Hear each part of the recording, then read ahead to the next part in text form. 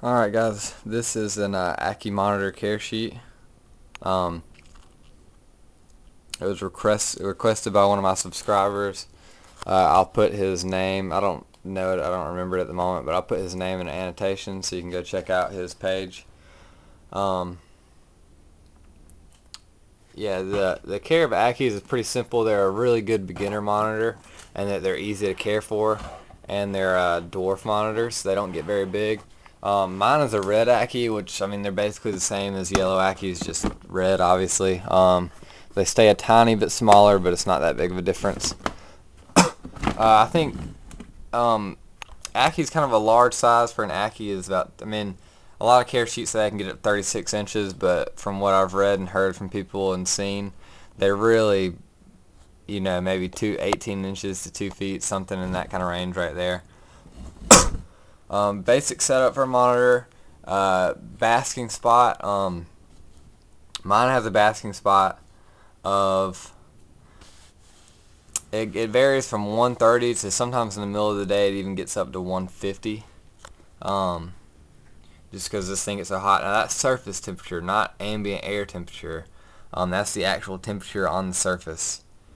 That's that's different from the actual air being that hot. But yeah, you kind of want to get something in between, probably around 130, maybe up to between 130 and 140.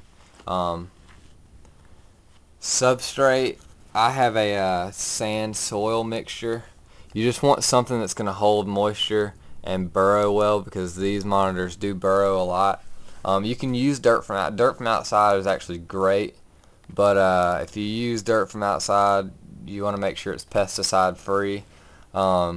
I've read a lot of people saying that the dirt from around creeks, like around creek beds, is really good because it holds burrows really well. You can see him coming out there. He's hungry. So there you can see how they burrow. I mean, he's dug all kind of little holes up under there.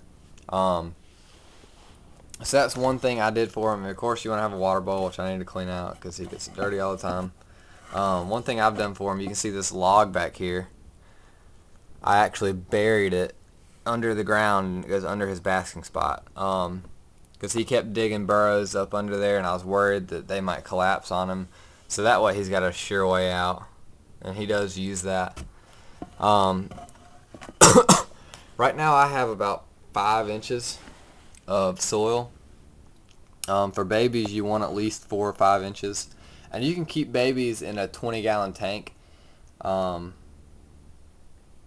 even with this one, and it's easier to keep them in something that's a little bit taller, because once you put a bunch of dirt in, your basking spot's really close to the top of the cage, and it's really hard to monitor it. But yeah, 4 to 5 inches of substrate. An adult you probably want to keep in a cage. I think a single adult can stay in a 3 by 2 by 2. With adults, you want to put a foot of dirt, and then you can keep a pair probably in something this size, like a 4 by 2 by 2. I'm sure you can keep an adult pair in that. Yeah, other than that, I don't know what to say. Oh yeah, as far as misting, I don't actually mist this one very often. What I'll do, the substrate's so deep that I found if I mist, it only wets this very, very top layer right here, and it dries out really, really fast. The heat just evaporates it immediately. So what I do, you gonna bite my finger? What I do is I actually get like a cup of water, and I just pour water all over it, maybe like once a week, once every 2 weeks. That way the water soaks down into the bottom, because that's why they burrow, because they can dig down into different temperatures and different humidities. So that way you can see the top's pretty dry, but as I dig down, even right here, I'm already getting to some moisture. You can see where it's starting to stick to my hands a lot. So that's how I do the misting. I do occasionally mist the top, but usually I just pour water in there. That way it has time to soak down through and doesn't get evaporated super fast. As far as feeding, right now I'm feeding 6 days a week pretty much.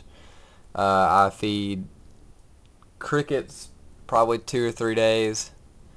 Roaches either 2 or 3 days. And then on the weekends when I feed my snakes, I feed them 2 or 3 small pinkies. Ackies are so small you can pretty much just feed them insects their entire lives. That's basically what they live on. And then maybe one day a week feed I'm sure you can feed ground turkey and stuff like you can others, but I prefer just to feed them whole live or whole frozen thawed mice.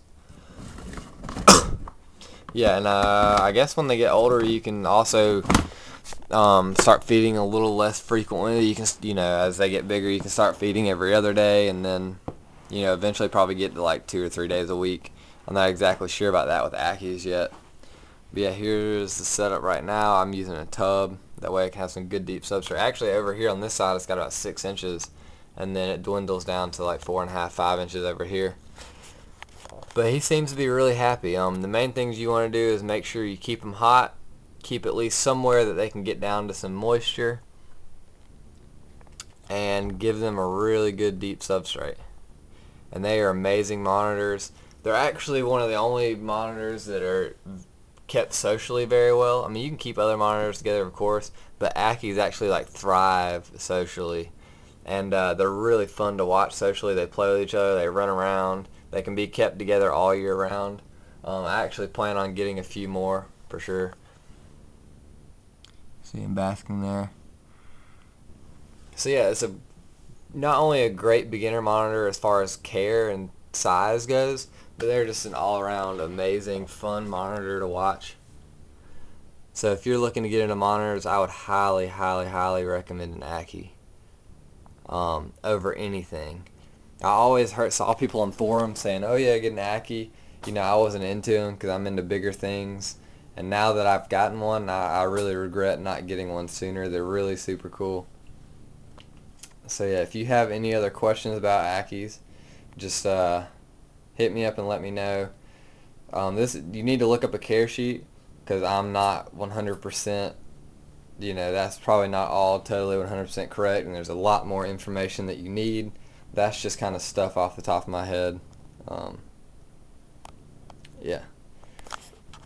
Anyway, take it easy. Hope you enjoy the care sheet, and send me a request if you want one for anything else.